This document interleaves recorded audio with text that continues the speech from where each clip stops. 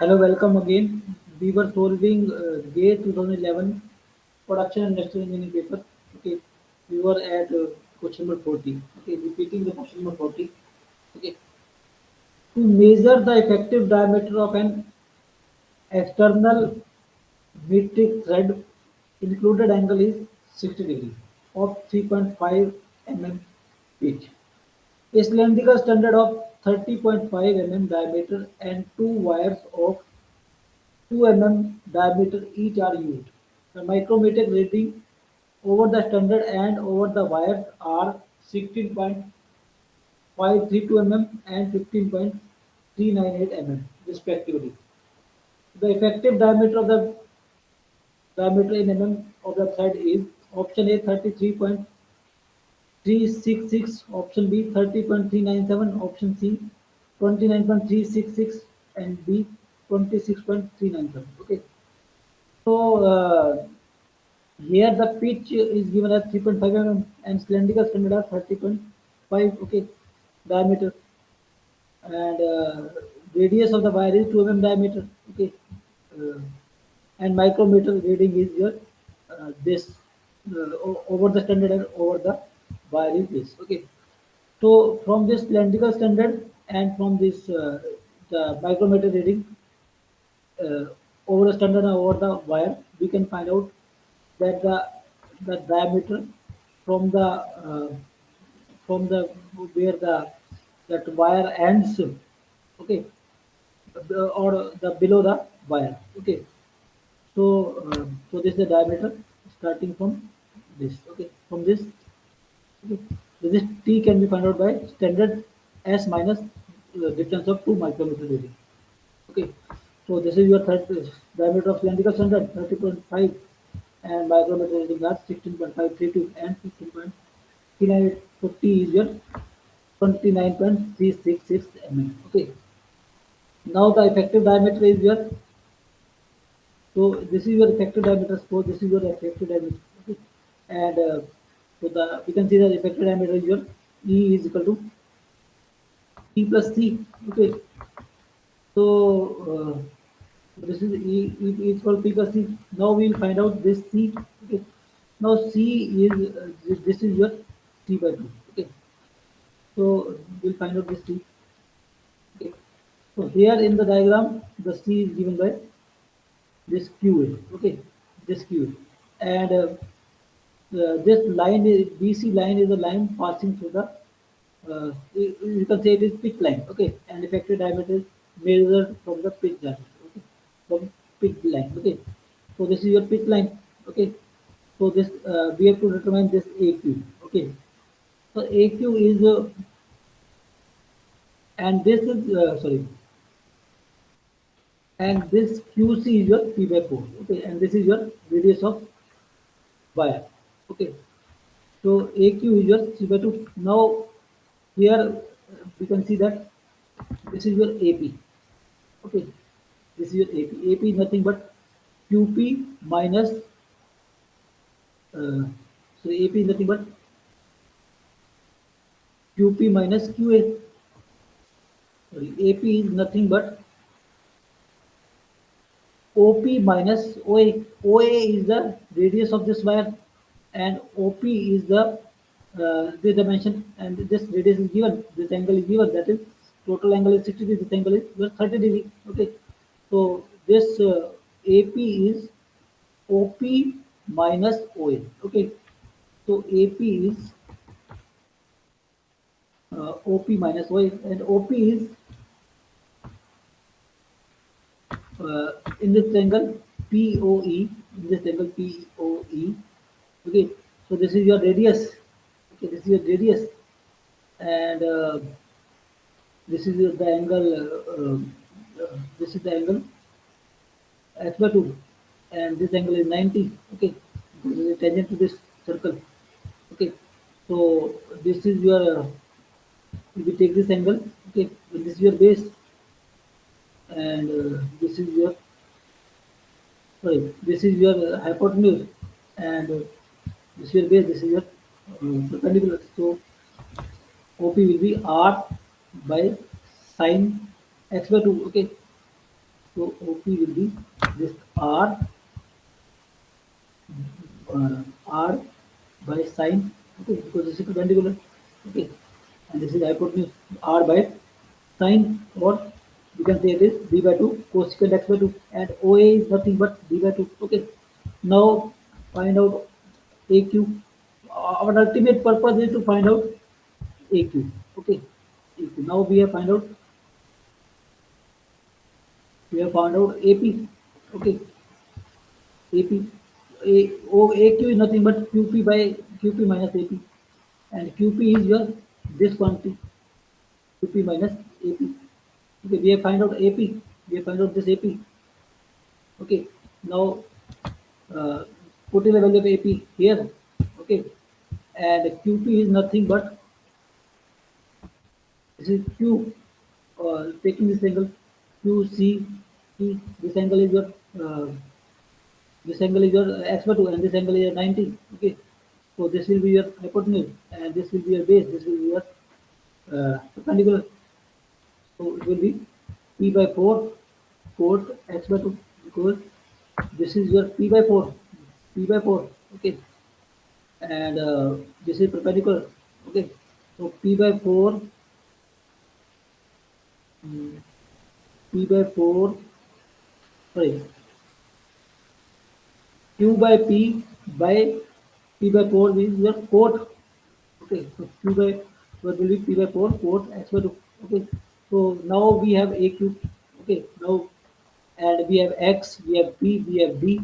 Okay, putting these values, we can find out aq. So aq is your 0.515. Okay, so that is nothing but c by 2. So so from this c this, okay, and effective diameter is your p by c. P we have found out. Okay, so answer is your 30.397. Okay, next, observations of a slip gauge on a flatness interferometer produced fringe counts numbering 10 and 14 of for two readings. The second reading is taken by rotating the setup by 180 degrees. Assume both the faces of the slip gauge are flat and wavelength of the radiation is 0.5086 micrometer. The parallelism error in micrometer between two faces of slip gauge is option A 0.2543, option B 1.172, option C 0.0586, option D 0.1272. Okay, so this is the derivation from the derivation in flat interferometer. Okay, the error in parallelism is given by as the difference of two reading n2 minus n1 by 4 into lambda. Okay, where n2 is the number of fringe count in on the first phase. Okay, and in first reading, and n1 is the number of fringes when the setup is rotated by 180 degrees. Okay, so this is the formula that we have to remember. Okay, if we want to solve this question. So this is your 14. So n2 is the number of fringes. N2 is number of fringes in the n. Okay, so this is a 14 minus 10 by 4 into lambda. So error is your into point. So 10 14 minus 10 by 4 into 0.5086. So answer is 0.5086. Next, a shop floor engineer is looking at X bar control chart for outer diameter of a cylindrical component with design specification as 50 plus minus zero point 0.1 mm. The control chart uses a sample size of 25 and has a standard deviation of 0.01 mm and the mean of 50.02 mm. The process capability index CP for this process is here the sample size is your 25, 25, okay, and standard deviation is zero point 0.1. Sorry, standard deviation is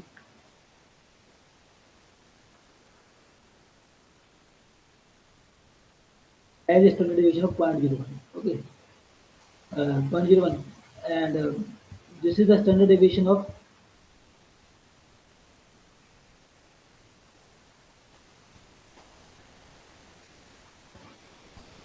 one sample. The controller is okay, and the standard deviation of this total is your uh, sigma mean. Okay, mean standard deviation. Okay, into this root n. Okay, so this is your 0.05. Okay, the process standard deviation is your 0.05. So if the standard deviation of okay, if the standard deviation of the one sample is given, then we can find out the standard deviation of mm, total process. Okay, so now the mean is given as 50.02. Okay, and the process capability index is your upper control limit minus lower control limit. Okay, so upper control limit is UCL is your 50.1 because this is your 50 plus zero point 0.1. Okay, and lower control limit is your 14.9, and so and your these are the this is standard deviation. Okay, so answer is your 0.667. Okay, so that is the formula for process capability index when UCL, LCL, and sigma are given. Next, the output Y of a process is related to two independent and two non-correlated process variables x1 and x2 to the following relation. Y is equal to 200 plus 3x1 minus 8x2. The standard deviations of the variables x1 and x2 are each zero point 0.5. The portion of cumulative standard normal distribution table Z table is given below. So Z is here Z 1, 2,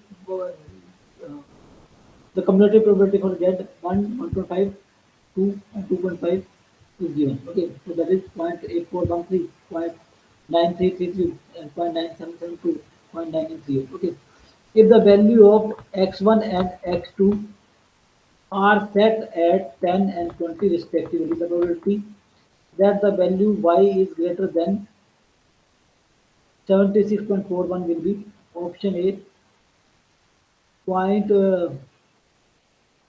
1587, B point 0062, option C point 0228, option D point 0668. Okay, here the we have to find out the uh, probability of y getting greater than 76.4. Okay, so first of all, we find out the probability of y up to 76.4. Okay, so here the y is given by this equation. Okay, and we have to calculate the standard deviation of y. Okay, to find out its probability, and standard deviation of x1 and x2 are given. Okay, so the standard deviation of x1 is just 0.5 and for x2 it is zero point 0.5. Okay, so the as y x1 and x2 are given by this equation, so the standard deviation will be the standard deviation of 200 and modulus of 3 is 3. Okay, and standard deviation of x1 and modulus of minus 8, that is 8. Okay, okay, or x2 standard deviation of x2. Okay, so its standard deviation 0. Okay, because 200 is 200 is a constant quantity, and this its standard deviation is zero point 0.5, or 3 into zero point 0.5. Okay, and this we will take as positive, so it will be 8 into zero point 0.5. So standard deviation of y is your 5.5. Okay, now when we put now value of x1 and x2 are given, when we put x1 and x2, y comes out as 70. Okay, but we have to find out the probability for 76.41. Okay, so we'll finding out z for 76.41. So z for 76.41 is your 76.41 minus y bar. Y bar is 70. That's the standard deviation of y. So it comes out as 1.165. So z is your 1.165, as the value of z for 1.165 is not given. So taking the value of z as 1, okay, which is nearest, okay, so it will be the cumulative probability or the probability of getting by 76.41 is your uh, 0.841. Okay, so the probability of getting by greater than 76.41 will be 1 minus the total sum of probability is just 1. Okay, so the probability of getting y less than or uh, equal to that 76.41 is your 0.8143. Okay, and the probability of getting y greater than 76.41 is your 0.1587. So option A is the right. Okay. Next, the average demand for a component is 10 units per day. A store follows a periodic review system for this component.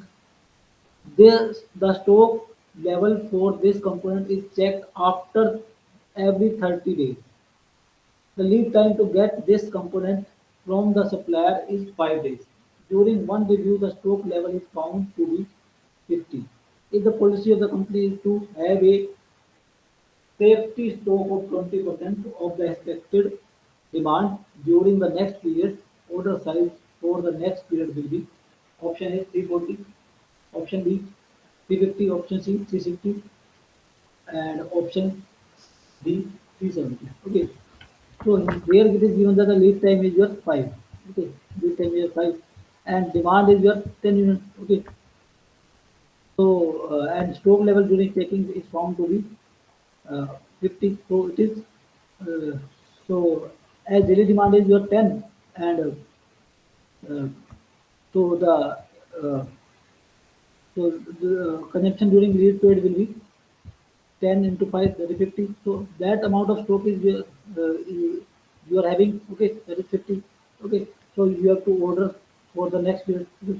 So for ordering next period, it is desired to have a 20% of safety stock. Okay, so the for the 30 days, the demand is your 30 into for 1 day demand is your 10 and for 30 day demand is your 30 into 10. Okay, so it is 30 to 10. Okay, and a safety stock of 20% is required. Okay, so we will take 20% of this. Okay, that is 0.2 to 300. Okay, so the next ordering quantity will be 360. Okay. Next, the company proposes to spend 200,000 for a new machine. The service life of the machine is 3 years, and the minimum acceptable rate of return per year is 25%. The annual saving in rupees due to machine assumed to incur at the year and should be at least option A 130,950, option B 118,340, option C 102,460, option D 8650. Okay, so here let X be the annual saving uh, at the end of year. Okay, okay. So as it is given that the life of machine is your 3 years, okay, service life is your 3 years. Okay, and money initially spent is uh, it should be 10 less. Okay, the money initially spent is 200,000. Okay, so we know the and minimum acceptable rate of return is 25%. Okay, so R is 25%. So here this is the money spent initially. Okay, and X is the annual return each year. Okay, annual return and at the end of each year, and R is the minimum acceptable rate of return 20%. Okay, so after 1 year, the money that he's getting is X. Okay, so its present value is your X 1 plus R, and after second year he's getting same amount of money. Okay, and then its present value is this. Okay, when we consider this rate of minimum acceptable risk return. Okay, and after third year, the same amount is getting. Okay, at the end of each year, one is getting same amount of money. Okay, and then at the end of uh, the first year money will have this much of present value, and second year money have will have this much of present value, and third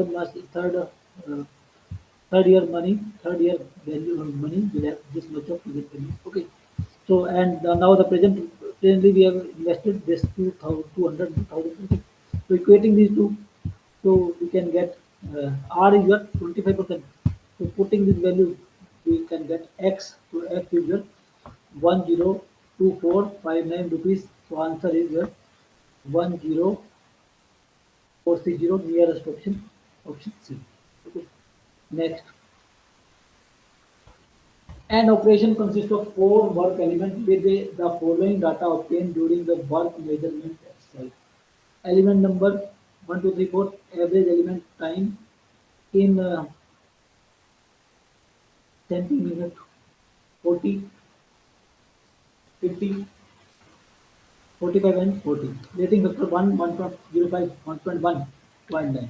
If the total permissible allowance is 11% of the standard time, the standard time in minute for the operation would be option A 2.2, option B 2.0, option C 1.8, and option D 1.6. Okay. So these are the element numbers. Okay. So average element time, these are same. Okay. This is adding factor. Okay. So when we multiply the average time with rating vector, we get normal time. Okay. So these are the normal time.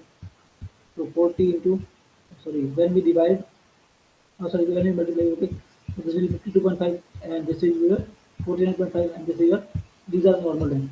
And this is the summation of normal time for all the elements or for the job, okay. And the allowances are always given on normal time. And this is the allowance is given is 11%, okay. So the standard time is your 178 plus allowance. Okay, allowance is 11% of normal time. So answer is 197.98 or 1.97 uh, 58 minutes to answer, or say it is 2 minutes to answer is the B. Next, a small project is composed of 7 activities whose time estimates are given below. The activities are identified by their beginning nodes I and ending nodes J. Activity I, J, 1, 2, 1, 3, 1, 4, 2, 5, 3, 5, and 4, 6, 5, 6. And their times are optimistic time, pessimistic time, and most likely time is given. 282, 285, 393, 222, 315, 6, 396, 467. Okay. The expected project completion time in days is option A 20, option B 25, option C 30, and option D 40. Okay. So preparing the table for expected time, and we know that expected time is T naught plus 40 and plus T2, the 6. Okay. So preparing for this using the formula. Okay. For this, for 1, 2, 3, okay, T naught with this, TP is this, T and this. Okay. For 1, 2, 3, 4, 1, 3 is 5, 4, 1, 4 is 4, 1, 4, 2, 5 is 2. Okay. So these are the uh, most sorry expected time. Okay. Now if we draw its flow diagram, so first of all there is job 1, 2, 1, 3, and 1, 2. Okay. So these are 1, 2. Okay, 1, 3, and 1, 2. Okay. And this is your 2, 5, 2, 5, 2, 5, 3, 5, and 4, 6. So 2, 5, 3, 5, and 4, 6. Okay. And finally it is 5, 6. Okay. So this is the network of the diagram. And we have marked the time duration time for each activity. So we can see that the maximum time is for this 1, 4. Sorry. 1, 3, uh, 4, 1, 3, 5, 8, that is 5 plus 7 plus 8, that is 20. Okay, so answer is your 20, that is critical path. Okay, answer is your, so the computation time is your 20. So answer is your option A.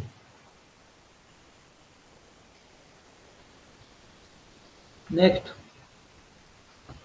question number 48 and 49. In a multi-pass drying operation, a round bar of 10 mm diameter and 100 mm length is reduced in cross-section by drying it successively through a series of 7 dies of decreasing exit diameter. During each of these drying operations, the reduction in cross-section are 35%. Yield strength of the material is 200 MPa. Ignore the stain hardening. There are two questions based on this statement. First question: the total to strain applied and final length in mm respectively. Option A 2.45, B sorry 2.45 and 817, B 2.45 and 345, C 3.06 and 2043, D 3.02 and 330, and neglecting the friction and reduction work and redundant work, the force in kilonewton required for drying the bar uh, through first die is 15.171 option B, 10.21 option C, 6.77 D, 4.38. Okay, so here the diameter uh, is given. Okay, and okay, and during each pass the reduction is given. Okay, so during each pass reduction is given. Okay, so A1 minus A2 by A1 is what 35%. Okay, or 0.35. Okay, so we can find out the ratio of A2 by A1. Okay, so that is 0.65. So in each pass the reduction is same. So in each pass the area ratio will be same. Okay, so we can find out uh, the final area divided by initial area by multiplying all this. Okay, so that will be 0.65 into the to the power 7. Okay, so the true strain is nothing but total true strain is nothing but ln A8 by A1. Okay, that is your 0.65 before 7. Okay, final minus by initial. Okay, so that is your 3.02. Okay, total true strain. Okay, similarly, we know that the in plastic deformation, mm, the change in length remains same. Sorry, the total volume remains same. So initial volume is equal to final volume. Okay.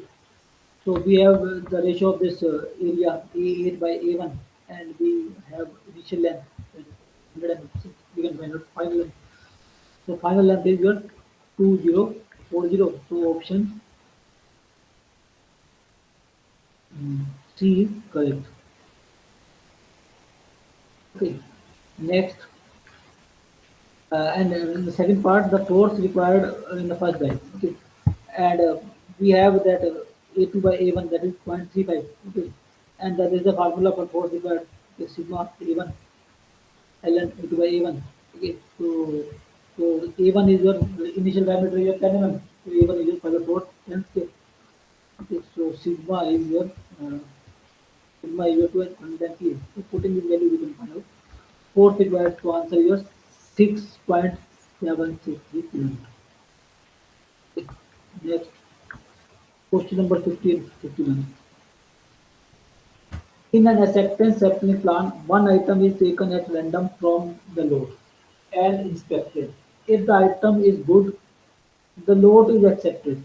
Otherwise, it is rejected. If the load is rejected, it is subjected to 100% inspection. All the item, all the defective items in the load are identified and replaced with good one. The slope of the characteristic curve OC curve of this plan would be option A 0, B 1, C minus 1, D minus 2. If the load size is 50, and second question, if the load size is 50, it has 10% effective item. And then average number of items inspected per load would be A 5.9, B 7.2, C 9.3, D 11.5. Okay. So here the as a load will be accepted when 100% items are good, okay, and will be rejected when 100% items are defective, okay. So here when 100% items are defective, then the load will be rejected, okay. So probability of acceptance is zero, okay. When 100% are correct, then the probability of acceptance is your 100%. Okay, so joining this line, these two lines, we will get OC curve. Okay, so as we have to select the load with 100% correct item, so this will be the probability is one. Okay, and for zero defective piece, okay, for all the defective piece, we will get the load probability of acceptance is zero. So we have nothing is given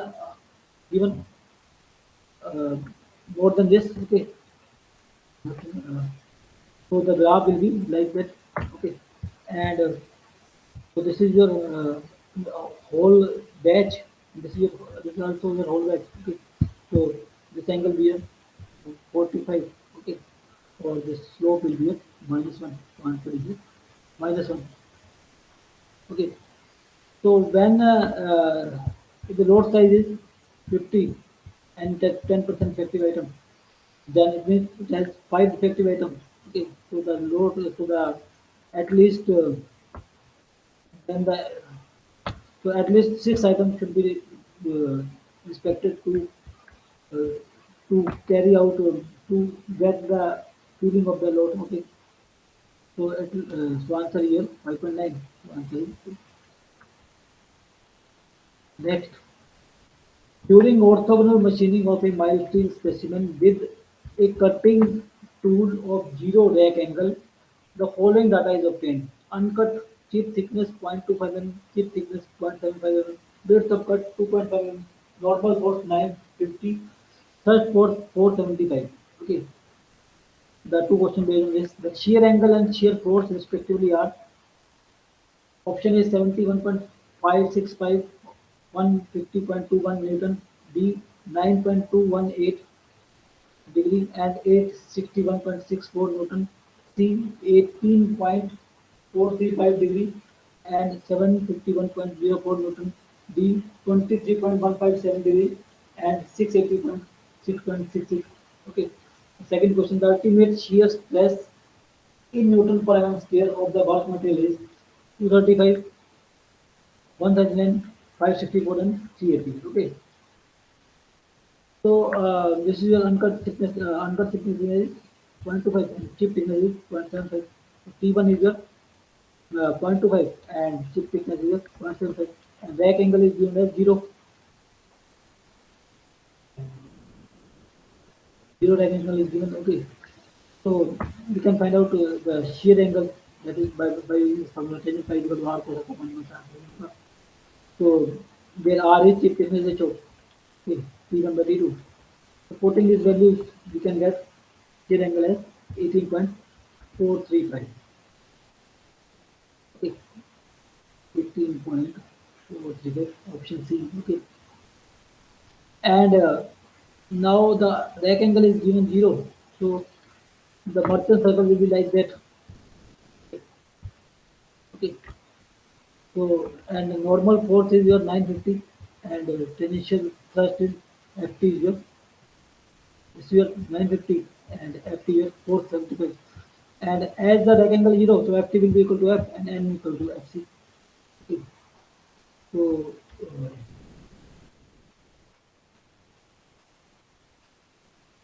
to find out shear force. Okay. So as FC is known, FT is known, F is known, N is known. Okay. And this angle phi is known. Okay. So Fs is nothing but Fc cos phi minus Ft sin phi. So basically, putting the value Fc as 950, Ft as 475. So this is FS as 751.04 Newton. Okay. So answer is your C. Next, so we have to find out ultimate tensile sorry, shear stress. Okay, we find out Fs and area for shear force is your WT1 by sin phi. Okay, and W is width of the workpiece that is given. T1 is thickness. Phi is shear angle. So area for shear is this. So 8.198. Okay. And Fs we have found out. Okay, so the ultimate shear stress is Fs by As. So that is your 378.21 MPa. So what 380 MPa answer is this. Okay. Next, question number 54 and 55. A system contains four components A, B, C, D, A, B, C, and D. Their time to failure distribution are exponential. The mean time to failure in hours is found to be uh, 5,000, 4,000, 4,000, and 5,000 for A, B, C, D respectively. The reliabilities RA, RB, RC, and RD for these four components after 1,000 hours of operation will be uh, A RA is equal to 0.855, RB 0.8, RC 0.8, RD 0.855, B RA is equal to 0.73, RB is equal to zero point 0.9, RC is equal to zero point 0.9, RD is equal to 0.753, and RA is equal to 0.951, RB is equal to 0.852, RC is equal to 0.8852, RD is equal to 0.951, RA is equal to 0.9891, RB is equal to 0.779, RC is equal to 0.779, RD is equal to 0.819. So the four components in the previous question were connected are connected in a series parallel structure as shown in figure. The system reliability at the end of 1,000 hours of the operation will be 0.853, 0.638, 0.723, and 0.98. Okay. So as their life is given, their mean time to failure or life is given. Okay. So and reliability is nothing but uh, uh, in exponential form uh, e minus t by t. Okay, where t is the number of hours served and mean t is the mean time to failure. Okay, so in the first case, as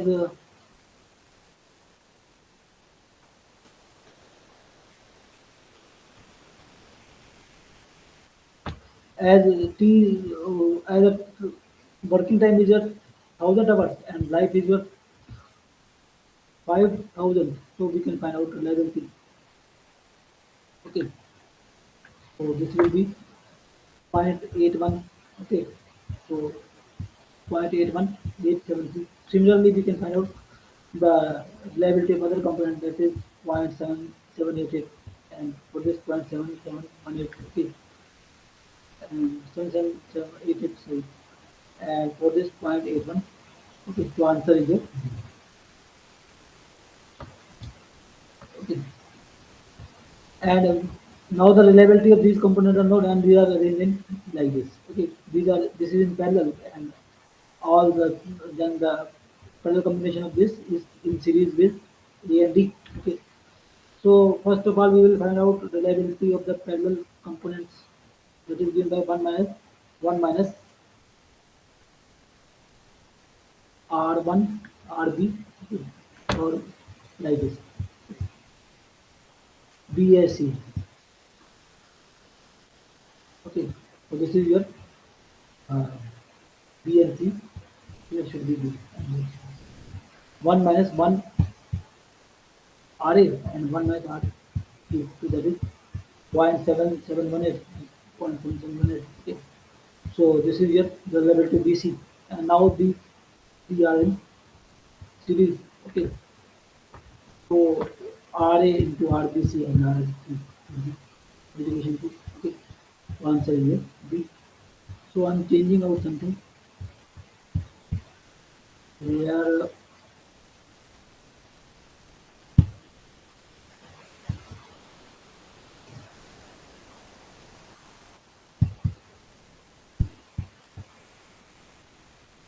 This is R C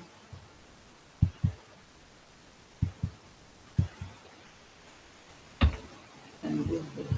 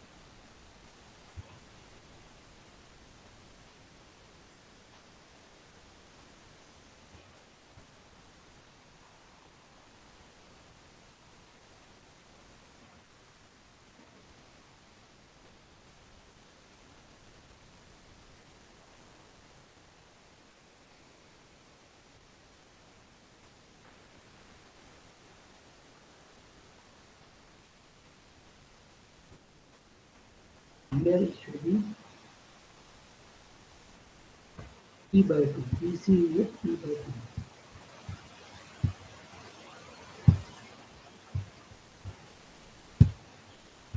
Okay.